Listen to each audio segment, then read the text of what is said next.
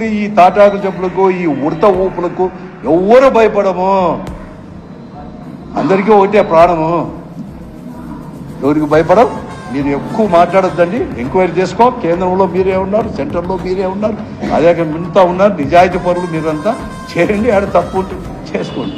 ఎవ్వరు ఏం లేదు. పోతాం, తాడిపిత్రికి పోతాం, మళ్ళా పోతాం. మా జగన్ కూడా వస్తారు, తాడిపిత్రికి పోతాం, మీటింగ్ పెడతారు. చేసుకోండి. ప్రజా సంపద మీరు గెలిస్తే మీరు ఉంటారు, మేము గెలిస్తే గెలుస్తాం.